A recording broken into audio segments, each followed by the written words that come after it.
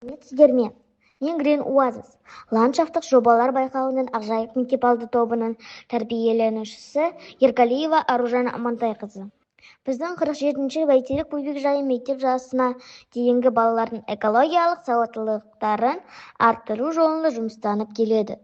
Мен бөбекжайымыздың ландшафтық дизайнымен таныстыратын боламын.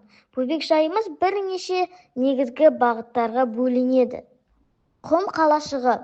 Құммен ойнау арқылы, әртүрлі үйлер мен мүсіндер жасау арқылы қиялымызды дамытып, көңіл көтеріп, ойын ойнаймыз.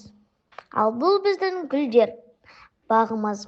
Бөбекжайымызда бір жылдық және көп жылдық өсімдіктер мен гүлзарлар бар. Біз оларды әдемі болып, жайқалып өсуіне үлесімізді қосып, күтіп, баптап суарамыз. Ал мұнда метеоаймақ орналасқан. Мұнда арналы құрылғылар арқылы желдің бағытын бақылап, ауа райын болжаймыз. Бөбекжайымызда шетен шырша, емен, қайын, терек және жеміс ағаштары бар. Бұл біздің жеміс ағаштары. Біз жемістерін қалай өсіп жеміс беретінін бақылаймыз.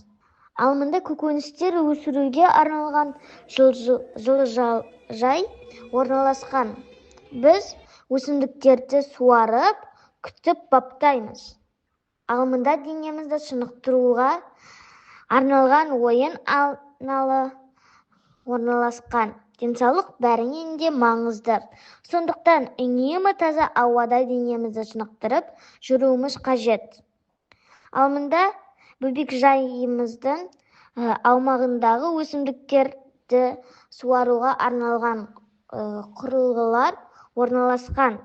Мұнда жаңбыр соң жиналған суды тамшылату әдісі арқылы суарамыз. Табиғат бәрімізге ортақ. Табиғатты қорғай білейік. Назарларыңызға рахмет.